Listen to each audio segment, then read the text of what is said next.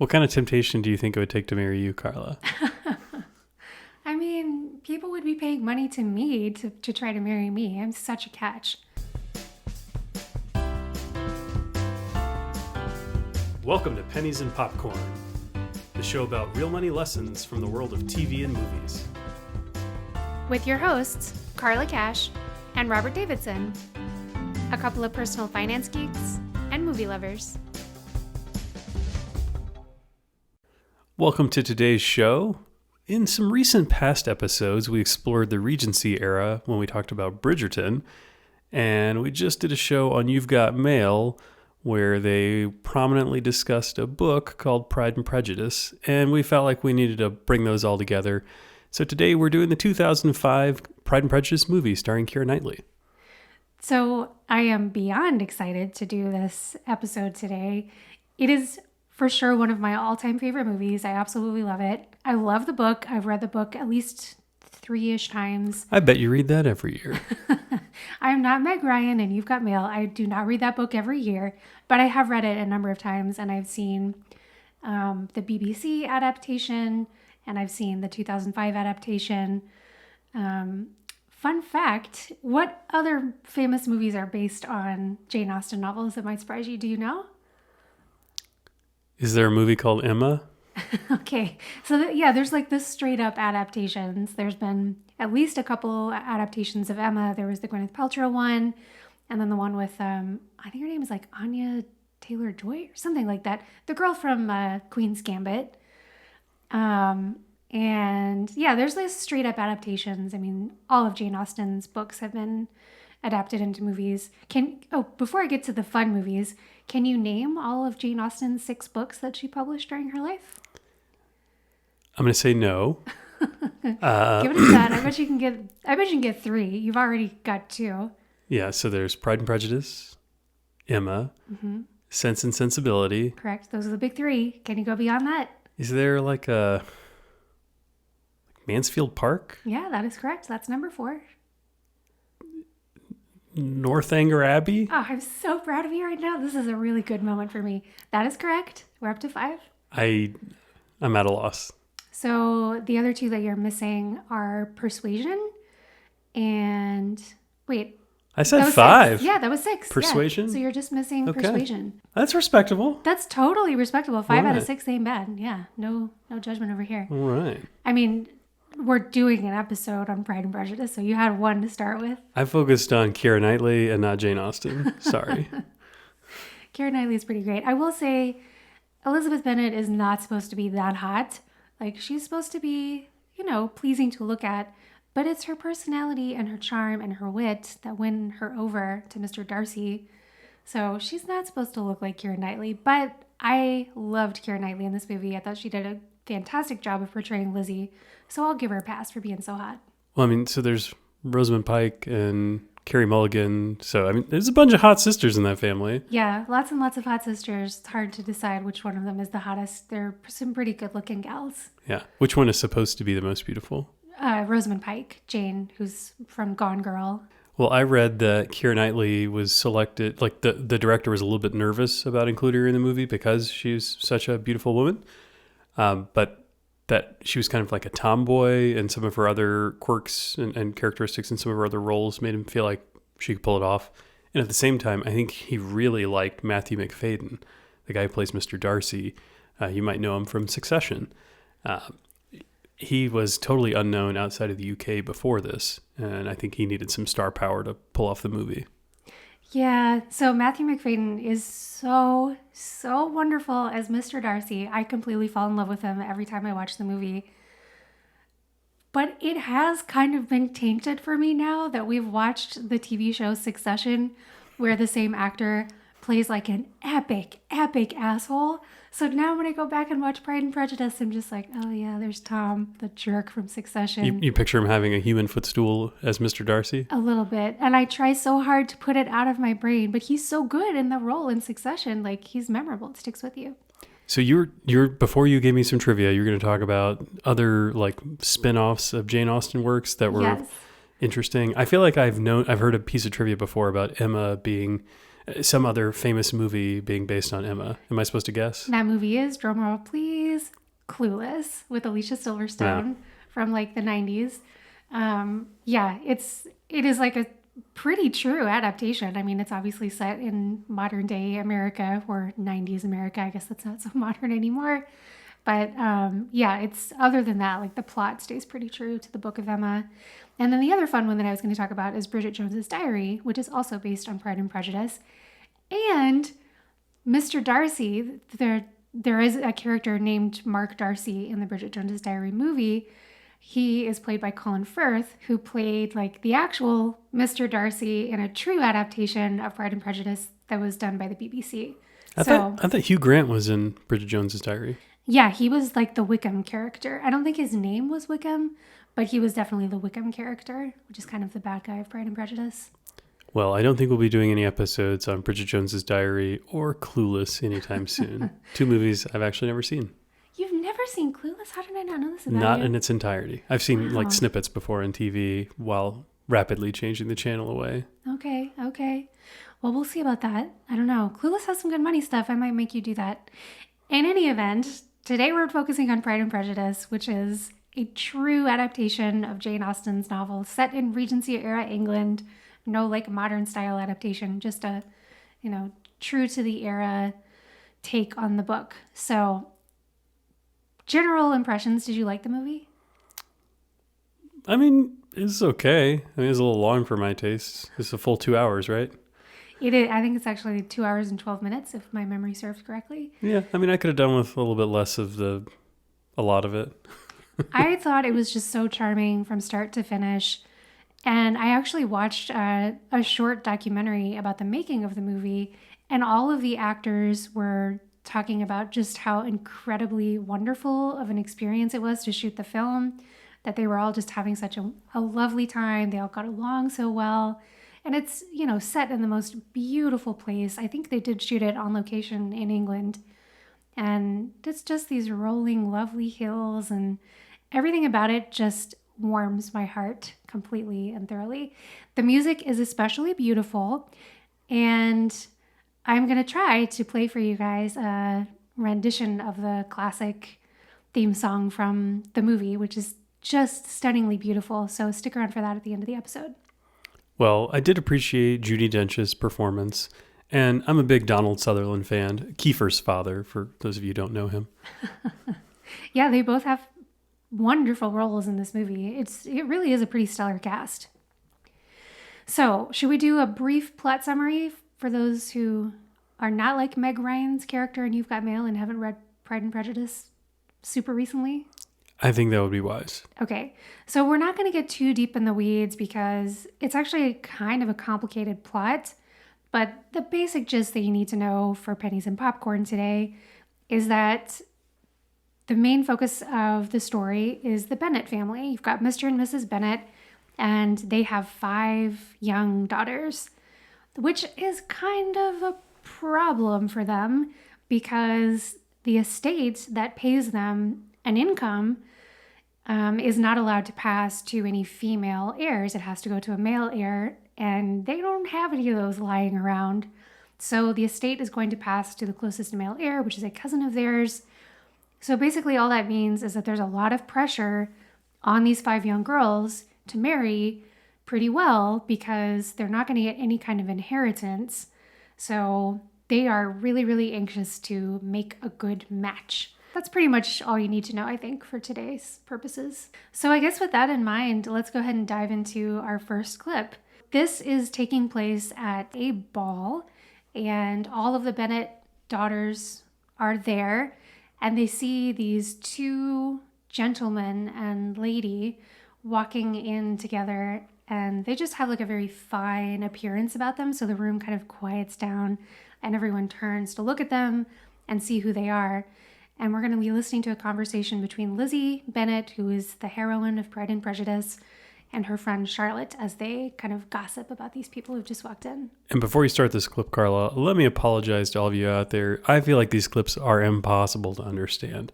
They're speaking in like British English or something like that. So 1, that makes it a little bit harder for many people to follow. And 2, everything in the movie seems to have something else going on in the background, whether it's a horse galloping or music playing or, cross chatter from another conversation.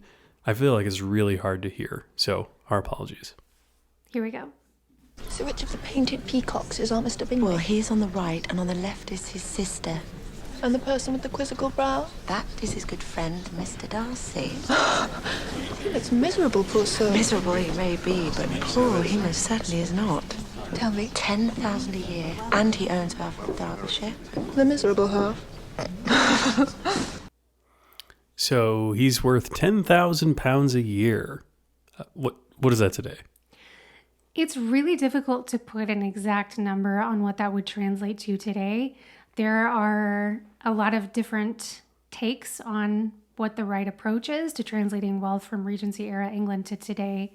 So the estimates vary a lot. The lowest one that I saw was roughly $800,000 in modern day America, going all the way up to $16 million in modern day America, which I know is an insanely huge spread. Both of them would make you superbly wealthy in today's world, but obviously 16 million is going to make you crazy wealthy, whereas 800,000 will make you just normal wealthy, I guess.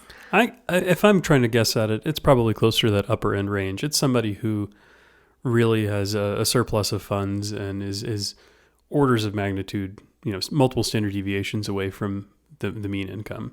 Yeah, that seems to be the case. And I think a lot of what that discrepancy comes down to is that we're talking about true disposable income and purchasing power, because a lot of the Darcy's expenses would have been covered. They already own this incredible mansion where they live. They're not paying a mortgage on it. They didn't have utility bills. They didn't have to pay for gasoline. I guess I had to pay for feed for the horses, which was maybe kind of equivalent. But there were a lot of expenses that we have in modern day life that they just didn't have back then. So I think when we see those higher estimates, they're trying to think of how much disposable income would they really have in today's world. So I think you tend to be right. Somewhere between the two probably lies a more accurate number, but I think it's going to be on the higher end of the spectrum. Poor Mr. Darcy, right? That's what the clip says, but he's not so poor. He has all this money. When I heard this, it made me think of that study that I think has been tossed around a bunch, the $75,000 a year income study and the effects of happiness from that.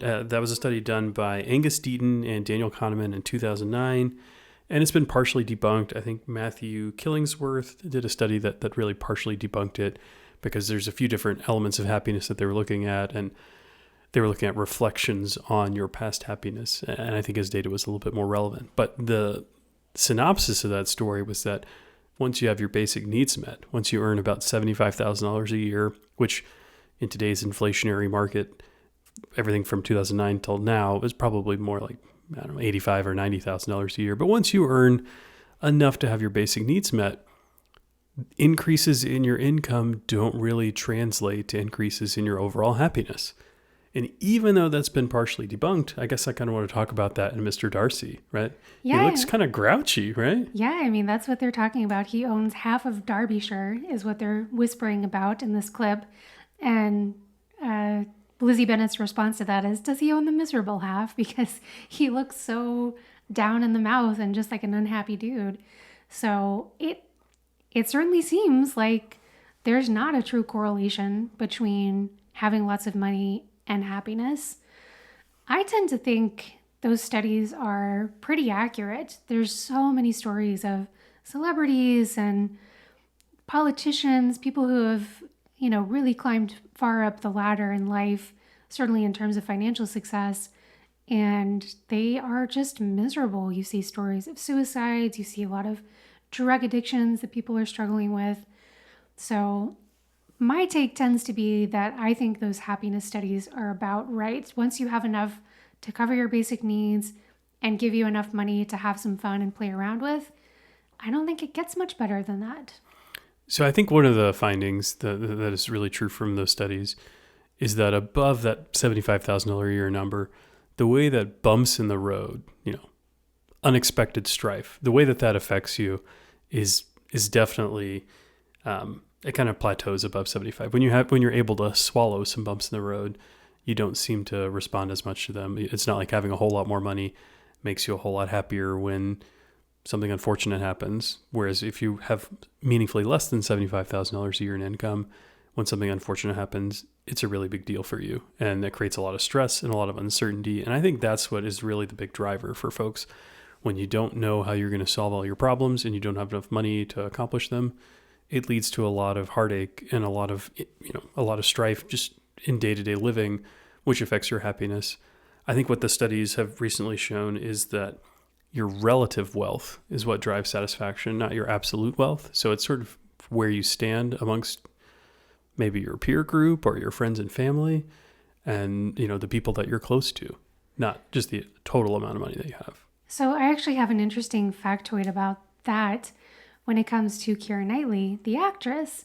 So I heard an interview with her once where she said that she prefers to live on a pretty small, quote, salary that she pays herself every year. I mean, this girl makes millions and millions of dollars in every movie that she does, right? She's box office gold. People love her. But she prefers to live on something. This is an old interview, so I'm sure this number has gone up since then. But she said she prefers to live on something in the neighborhood of $50,000 a year, which is kind of insane, right? She could be living it up and going on crazy expensive vacations. And the reason that she gave for wanting to live a more modest lifestyle is that most of her friends are not movie stars and they can't afford to live the same kind of life that she can. So she doesn't want to be living this, completely other existence that would make her feel separate and different from the people that she cares about and is close to. So I always thought, man, what a cool thing to do.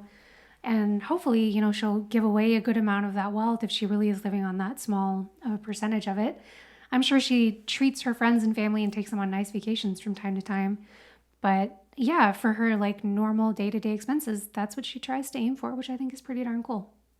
So much like Keira Knightley, the character of Lizzie Bennet is someone who also doesn't put wealth above all else in the world.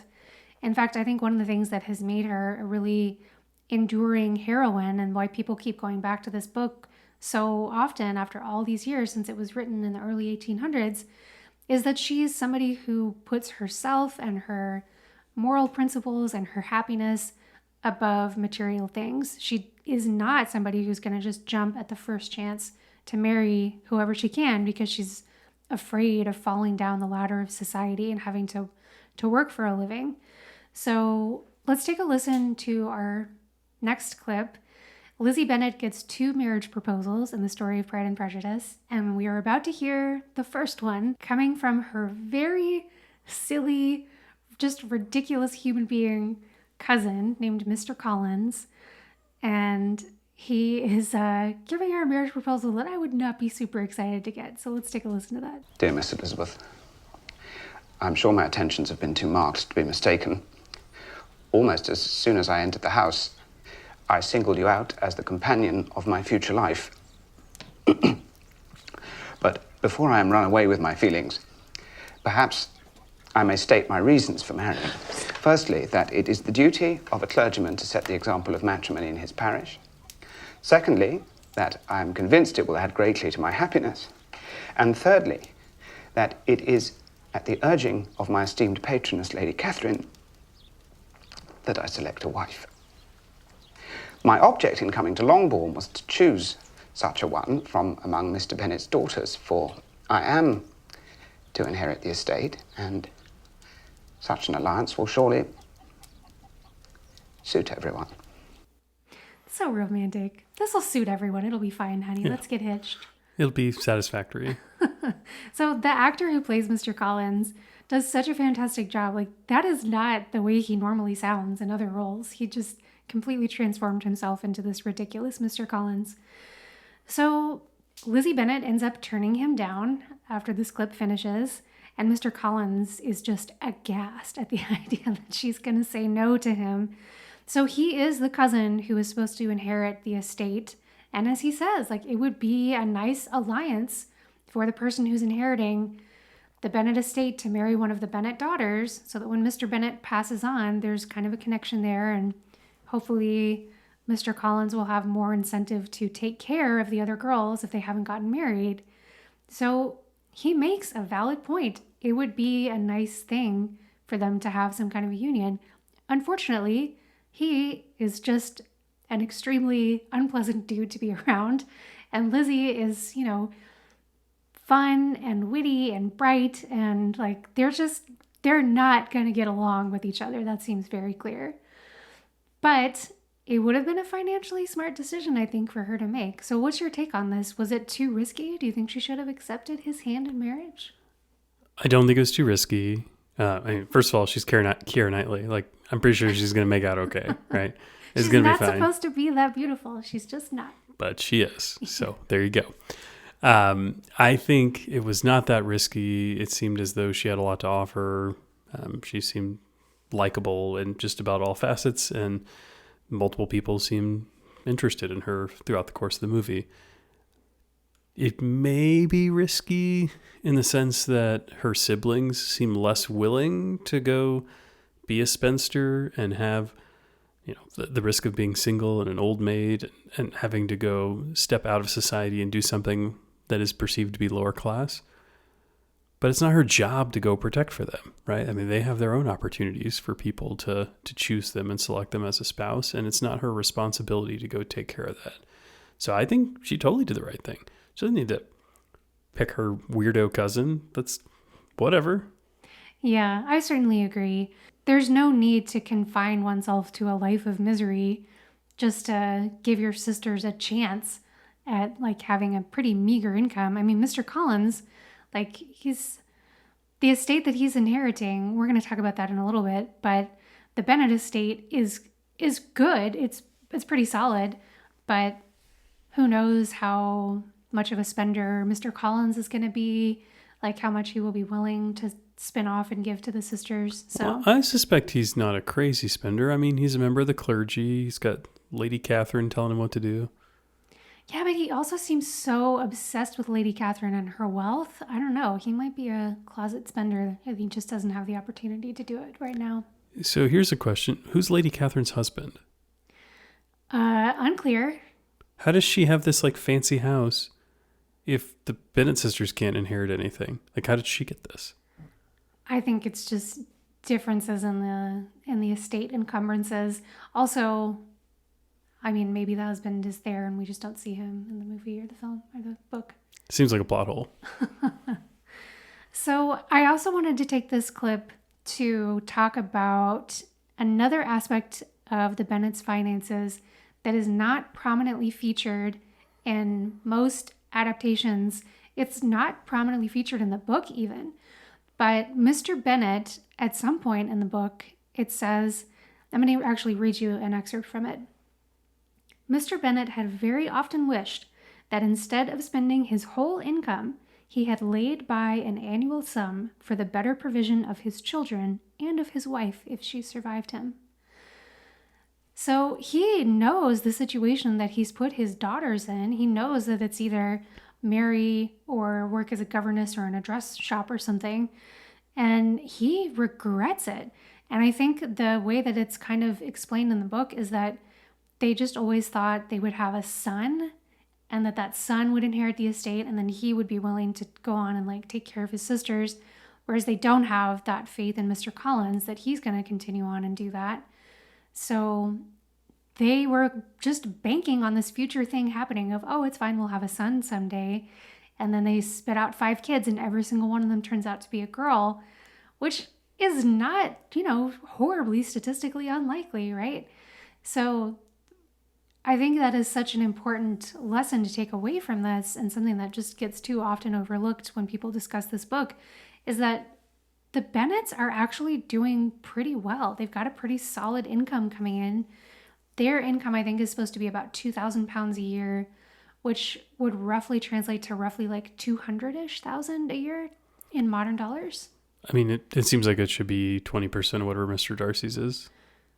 Yeah, which is a lot, as we've talked about, somewhere between $800,000 and like $16 million, depending on purchasing power that you factors that you take into account there. But Yeah, I mean, that's a lot of money that's coming in the door for them, right? So they've just been spending frivolously and not putting any money aside, which is something that so many Americans do to themselves. So if you are in that situation, I mean, these are the kinds of things that can happen to you, right? All sorts of disasters can befall one's family. In this case, it's the quote unquote disaster of having 5 daughters. But I mean, real disasters can happen to people, and having set money aside on an annual basis, like Mr. Bennet is wishing fiercely that he had done, can really help put a cushion under you for those kinds of disasters. Yeah, I totally agree. Look, we need to, you don't know what the future is going to hold, and it's easy to be regretful about your wasteful purchases and things that didn't buy you long-term satisfaction and happiness. So I highly recommend living more like Keira Knightley, apparently, so that you don't get yourself into that kind of uncomfortable situation. Yeah, she sounds like she's pretty well protected for all kinds of life disasters. I think we can go ahead and move on to our next clip, which deals with the subplot of one of Lizzie's sisters, the dreadful Lydia, and this horrible situation that she gets herself into. She has run off with Mr. Wickham, who, as we've mentioned, is kind of the villain of the novel. And horror of horrors, they have like spent the night together, whatever that means. Not clear if they actually had sex or not, but they've like gone off together without the intention of getting married. And that is just not done. No chaperone? No chaperone. I mean, this is serious stuff. I will say it actually does feel kind of serious to me because this girl is 15 and he's like in his mid-20s. So this is basically like a kidnapping situation. But from their eyes, it was perfectly fine for them to get married. It just was not okay for them to sleep together without getting married. I mean, 15, that's past prime breeding season, right? Pretty much. I mean, basically an old maid at 15. So Lydia has gotten herself into this dangerous situation. And the thing I think is so crazy about it is apparently it doesn't just put Lydia's reputation in peril, it puts the whole family's reputation in peril. So like the rest of the sisters who need to marry someone in order to avoid having to work for a living, they are gonna have a really hard time doing that with this evil sister who's having sex outside of wedlock. Maybe, not even clear, but the fact that she could have done it is enough to ruin the prospect of marriage for any of her sisters. So there is a lot of hubbub about what is going to be done. What can they do to convince Wickham to marry Lydia? Because that is the only possible solution to this problem. So let's listen to this clip where they are fretting about all of this. We found there's a letter! Let me catch my breath. It's in Uncle's writing.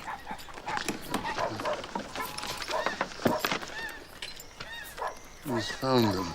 They're married. Wait, I can't make out his Listen step. to me. They're married. They will be if Father will settle £100 a year on her. That is Wickham's condition. £100? He will agree to this, Father. Yes, I'll agree. God knows how much your uncle must have laid on that wretched man. What do you mean, Father? No man in his senses would marry Lydia under so slight a temptation as 100 a year. Your uncle must have been very generous. What kind of temptation do you think it would take to marry you, Carla? I mean, people would be paying money to me to try to marry me. I'm such a catch. Which actually is a thing. There's something called bride price where you pay to marry a woman. That is a thing in some cultures. But in this culture, they have the opposite. They have this thing called dowries, which I think probably most people are familiar with this, although it's a very outdated concept in America. So a dowry is an amount that the bride's family pays to the groom to induce him into marrying her. Basically, it's like, well, you're taking on this terrible burden of marrying this woman. So to, give you a little incentive to do it, we're going to pay you money. Here's 2 goats and a bushel of corn. Pretty much. So they're talking about £100 a year. Again, to translate that, we're talking about roughly like $8,000 a year, which, that's nothing to sneeze at. but it's not. Carla, I would marry you for $8,000 a year. Oh, thanks, sweetie. I appreciate that. So yeah, Pay up. 8,000 isn't nothing, but it's definitely not a crazy huge sum of money like we've been talking about. You know, the incomes that these people have coming in, they should be able to afford that. So, do you think dowries are still a thing today? Man, I mean, surely they exist somewhere, but I would think they're just mostly done away with, right? Like in the Western world, almost never. In other places, maybe a little bit. So they're still startlingly common. So they are probably most common in India, which is obviously a huge country. They were actually outlawed there in the early 1960s, but that hasn't stopped them. They are still going on left and right. They're just, I mean, you can't outlaw someone giving a gift to another person, right? So they basically just call it like a wedding gift. And they do, usually it's not cash anymore. It's often like buying them a house, buying them cars, agreeing to like sneak them some money under the table every year, kind of like this £100 going to Wickham that we hear about in the clip. Still happening. I can tell you from personal experience, I volunteered at a military base that had like 50,000 Afghan refugees back in September of 2021. And I talked to a lot of folks who had to have their marriage certificates to prove their relationship to a spouse. And on their marriage certificates, they have a list of like items that were given from the bride's family to the groom's family as part of a dowry. Like it's a formal documented thing with a government? Yeah. Oh, damn. yeah. So definitely still going on in Afghanistan. I can tell you that for sure because I just saw it with my own eyes. Any idea what kind of stuff? Oh, it varied a lot. I mean, some of it was just straight up money. Some of it was material goods. We watched that Indian matchmaking show together that was on Netflix like a year or so ago. And it seemed like it was going on above board there, right? They were talking about like all these really expensive clothes and jewelry that were often being handed off from one family to another. So yeah, I think this kind of stuff is still going on. If you Google this, you will see a ton of information about dowries.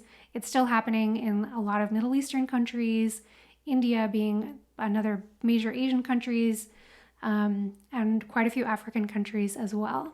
I imagine this is not particularly great for women. Not at all. It is a terrible practice when it comes to how it translates to the treatment of women in day-to-day life. So it leads to a number of infanticides because when a girl comes out, that's like, we're going to have to pay to have someone take her off our hands someday, and just straight up killing babies. That is the thing that happens.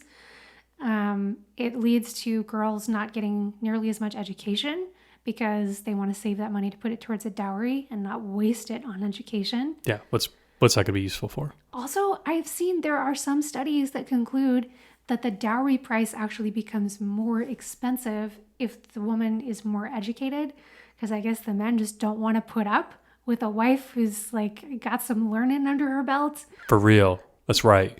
That's the way to play it. You just need like a little submissive mouse living in your life who makes you dinner, apparently. So that is another reason that it puts like some downward pressure on women getting educated.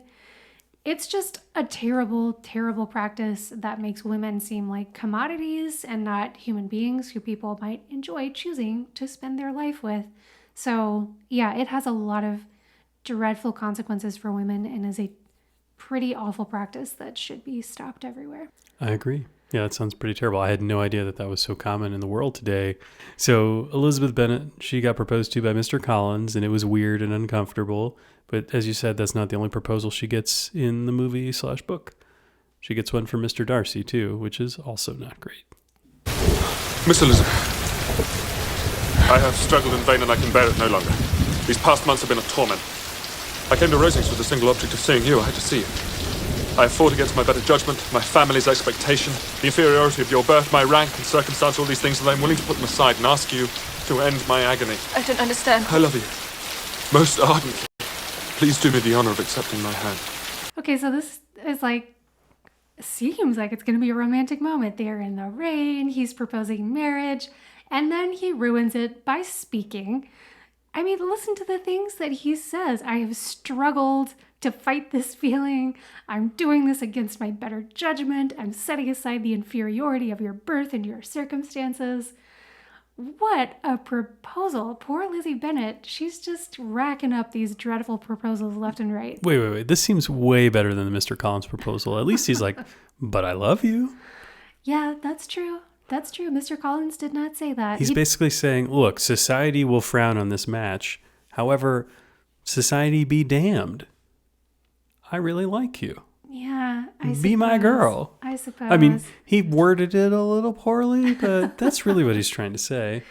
Well, I think you're right. And obviously, this is like a 200-year spoiler alert, but they do get together. So Yeah, and is there a third proposal at the end? Well, sort of. He says, my wishes have not changed. So that's how he does it. Third. So he still wants to marry her despite her inferiority? Yeah. So it's not a great proposal. And he's basically just throwing at her that she's poor and he's willing to set that aside, which doesn't seem awesome, right? Yeah, it seems pretty ridiculous. But like I said, still better than Mr. Collins. Still better than that weirdo cousin.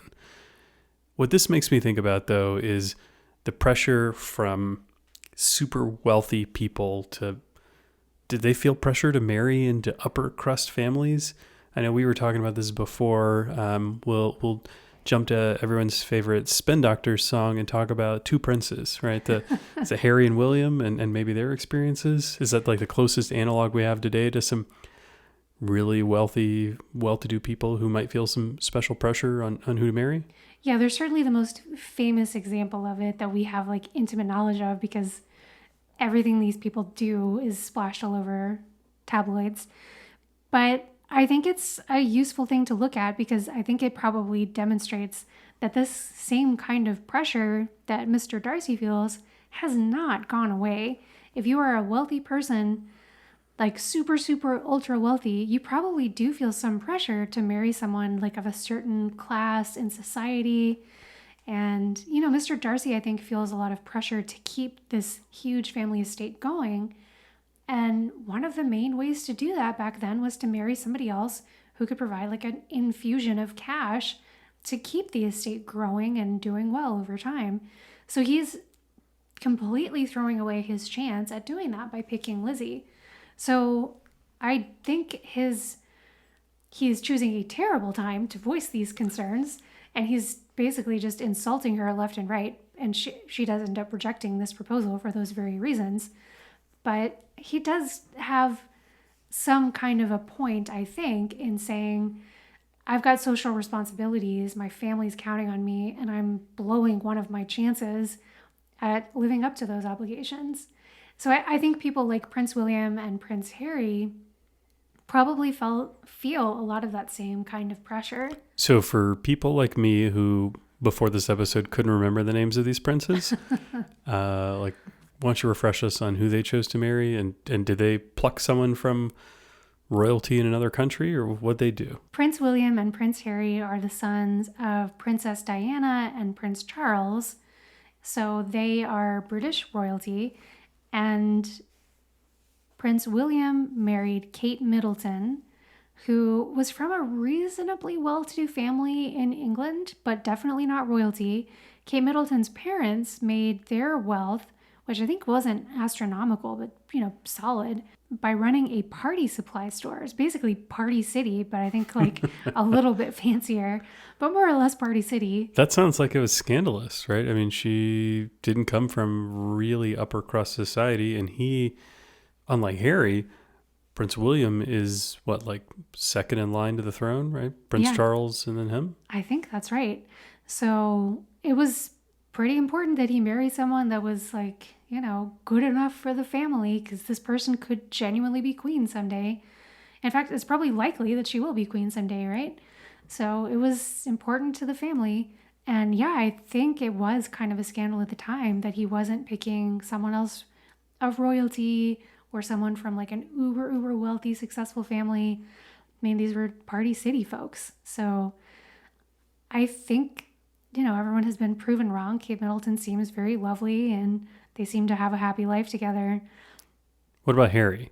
So he's the one who's pulled away from the public eye or something like that? Mm-hmm. So Harry married Meghan Markle, who is an actress. I think she was on the TV show Suits, which we never watched, but I think was pretty wildly popular. It seemed like it was doing great.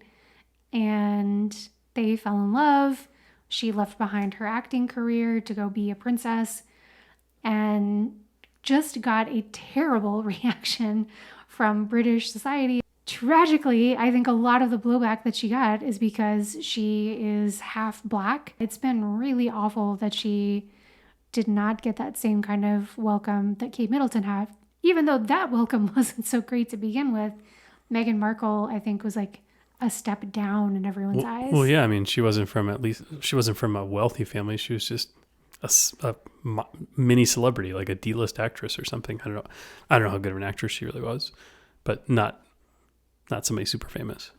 Yeah. So I think it's tragic that there are people in the world today who still feel pressure to marry someone from a certain society or with a certain income. But I do not think that has gone away. That is not something that died with Regency era England. It's still very much alive. Our final clip is dealing with a little bit of the awkwardness that exists between Lizzie and Mr. Darcy after she rejects this marriage proposal in the rain that we just heard. So Lizzie is kind of in a down mindset after things did not go well with Mr. Darcy, and she has taken a trip with her aunt and uncle to kind of take her mind off things. They're just traveling through the countryside, and they just happen to be near Pemberley House, which is where Mr. Darcy resides. So let's listen to the conversation between Lizzie and her aunt and uncle. Where exactly are we? I think we're quite close to Pemberley.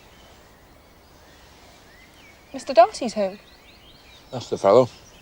Very well stocked lake. I've a hankering to see it. Oh, no, let's not. What, he's so... I'd rather not. He's so... So what? He's so rich. By heavens, Lizzie, what a snob you are. Objecting to poor Mr. Darcy because of his wealth. The poor man can't help it. He won't be there anyway. These great men are never at home. So reverse snobbery here. This is crazy, right? She's like, he's just so rich. Ugh. And I do think the aunt and uncle's responsive. He can't help it. The poor guy. He just has all this money. What is he supposed to do? Well, it's kind of a ridiculous thing to say. Obviously, being rich is a, quote, problem that you can solve pretty quickly, right? If you want to give away all your wealth, you certainly could. But I think that sort of thing was just unheard of in that era. So I think maybe we'll do an episode one day on Brewster's Millions, which is a classic movie about somebody trying to give away a bunch of wealth. Yeah. It's not so easy. Maybe not as easy as it sounds, although I actually haven't seen this movie, but you made me watch the trailer, and there's like all these weird rules on how he can and can't spend it. It's true. If you don't have all those rules, you can just write a freaking check and be done with it, and that will solve your problem. So yes, it's obviously something that he could, quote, help if he wanted to. But again, through the lens of Regency era England, that just wasn't even something anyone would consider. So do you think that kind of reverse snobbery, like looking down on this guy because of all of his wealth, exists in the world today? I do, for sure. I mean, take someone like Jeff Bezos, the Amazon guy, right? There are so many stories of Amazon workers facing really difficult conditions, being made to work inhumane hours. And Jeff Bezos is super wealthy. Like, he's the guy in charge of everything at Amazon. He has the power to put a stop to these things if he wants to, but he doesn't because it makes him super, super wealthy. So he has no incentive to do that. And I think there's a lot of people who think they are morally superior to people like that there really is no moral way to get uber wealthy like that. And if you've done it, you must be a bad person. Yeah, I do think there is sort of a movement that if you're rich, you've done it by exploiting other people, which I think is really just wrong-minded. But yeah, I think you're right. I think there are plenty of people who think snobbery is really about thinking you're better than somebody else for reasons that maybe aren't very reasonable or true. And I think there are a lot of people who think they're better than super wealthy folks based on their understanding of their morality or the way they behave. I think there is a kernel of truth to that idea. Some of the wealthiest people in the world did get there by kind of questionable means. And I understand people looking at that and thinking that's just not a healthy thing for society to have people with that much money, especially given the way that they went about accumulating it. But obviously, snobbery of any kind is never good. You never want to look down on a human being without knowing for certain that they've done something awful, morally bereft, that would make you think, okay, that's not a great person. So I do think we have to be careful with snobbery. I think in the financial independence community that we're part of here in Longmont, there's a little bit of that attitude of people kind of looking down on spending in a lavish way, right? Because the financial independence movement is all about being frugal and saving up to where you can reach a point of making work optional for you. And for the vast majority of people, you cannot get to that point without being pretty careful with how you spend your money. So there's often some judgment of people who do spend more lavishly. So I think that's another great example of kind of reverse snobbery that we see in our little corner of the world.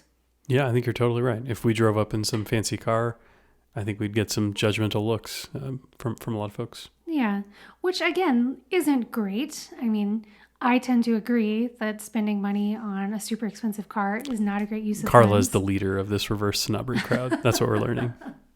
I mean, I sympathize with it. I'll say that, or at least a lot of aspects of it. I am not into cars. I just think cars are kind of a silly thing to spend lots and lots of money on. They're useful. They're great. We have one. We like it. But I would be really frustrated if you wanted to spend a ton of money on some really nice luxury vehicle because we just don't need it. But that is because you and I do not value cars. We're just not car people. And I do understand people wanting to spend money on the things that really do matter to them. And if cars are that for you, then I say, great, you do you. What about like second and third homes? The aunt makes some comment about, oh, great men are never there because Mr. Darcy likely has multiple residences. What? How do you feel about that? Yeah, I think that's the other really fun thing to talk about from this clip. So these great men are never at home. We see the Pemberley estate in the film, and it is to die for. It is just this enormous, beautiful, just crazy, crazy mansion, like Downton Abbey style sort of thing. And it just seems insane that someone would have a home like that where you could probably like spend every night in a different room of the house and not run out of rooms for like a solid month. And yet you're never there. You're never enjoying that incredible place that you have. And I think that's, again, pretty common today still, right? When you think of someone like Jeff Bezos or Elon Musk, they probably aren't at home that much. They travel a lot for their jobs, and they probably have incredible mansions that they think of as their primary residence, but they travel for fun, they travel for work, they're all over the place all the time, and they're never home to enjoy their fabulous mansions. So I don't know. It seems kind of like a bummer to me, just a waste of resources that you've got these gorgeous houses that are sitting there. But I think for the average Joe, the more interesting question is second homes, vacation homes, because that's something that, you know, a decent chunk of Americans have the capacity to consider doing. Yeah, I'm not a big fan of a second home unless you actually live there. So our next door neighbors, they have a home in, I think, Long Beach and a home in Longmont, and they go back and forth between them at different times of the year. They decide where they want to be at different seasons, and they're here for an extended time period. But I think a lot of people get second homes that are like a vacation that they go to quarterly, that they go to pretty infrequently, and when they're there, they don't stay for very long. I think you have to be really careful about that. It could be a really big investment in your time and of your money when we live in a world today where there are a lot of alternatives. Like you could go rent stuff. You could go rent stuff at the very low end of the spectrum to an extremely high end of the spectrum and get almost whatever you're looking for. And so I kind of wonder why people choose to go that route in today's world as often as they do. So 11% of primary homeowners have a second home. That many? Yeah, I was really surprised by that as well. And I very much agree with you. I think second homes are often a terrible investment. And a lot of people do think of them as investments, right? They're hoping to rent them out for a significant portion of the year and then just use them for some small portion of the year when they're able to take vacations. So I just wanted to quickly run through a few factors that I think people should consider if they are thinking about going that route, because holy cow, it just does not make that much sense in my mind. So the first thing to think about is how much time you can actually spend there. So the average American has 4 weeks of vacation a year. I'm going to guess that the average American who can afford a second home gets more vacation than that. I don't know. I'd be surprised. I mean, I used to work at a job that paid me pretty darn well, and I couldn't take even so much as a few days of vacation for most of my career. So that feels pretty true to me. All Maybe right. as you work your way like really high up and you get older and older, you can afford time-wise, like to be away from your job for that long, setting finances aside. But I don't know. I think it's pretty tough to do. So if we're thinking that you get that little vacation time a year, you have to think that most people are spending some chunk of that seeing family, maybe taking time at Christmas. So you're probably not using that vacation home for all of your 4 weeks of vacation, right? You're probably talking maybe 2-3 weeks instead at the most. Are you really going to invest in a whole second house for somewhere that you're going to spend 2 to 3 weeks? The other thing to think about is that really what you want to do with your precious limited vacation time every single year? I think we see this with timeshares, right? People get hooked into doing it. They go on the free vacation or whatever they get, and they decide to go invest in a timeshare, and many of them have you go to the same place Every right? single time. And there are a lot of people who just get kind of tired of it and realize, what have I done years later? Yeah, I mean, people generally enjoy seeing different places, trying different things, experiencing different cultures. You are effectively shutting yourself off from all of that if you're putting all your vacation eggs in one basket with a second home. I also think you need to talk about the average length that people expect to own a second vacation home is like 7 years, which is crazy, right? When you think about all the transaction costs that go into purchasing the home and then selling it on the other end, 7 years is just not enough time to make all of those many transaction costs worth it. Another factor to consider is risk factors that are very likely in the kinds of spots where people tend to buy vacation homes. So beaches, you're looking at flooding and hurricanes, right? Ski resorts, you're looking at potentially wildfires in the summer. And with all the climate change craziness that's happening, there's a pretty good chance that your ski resort is going to be bone dry in the winter, and there's not going to be any snow there for people to go skiing on. If you're in the mountains, not at a ski resort, you've got risks of wildfires. I mean, basically all the places that people really want to go have some kind of risk associated with them, which could completely wipe out a huge chunk of your rental income that you're expecting to recoup for the year to make your investment worth it. So there are a lot of factors to consider if you are wanting to jump into this second home market.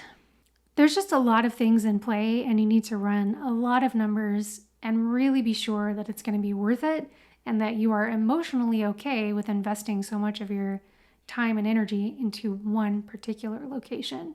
If you're someone who likes to travel around and see lots of different things, a vacation home is a terrible idea for you. Agreed. Well, I believe that's all we have for you today on Pride and Prejudice. I guess my advice to everyone here is if you are thinking about proposing, maybe look for better examples in film than what we see for Mr. Collins and Mr. Darcy. Yeah, this is against my better judgment is not a great thing to include in a proposal. Yeah. Well, with that in mind, thanks so much for tuning in today, guys, and we'll catch you next time. Take care.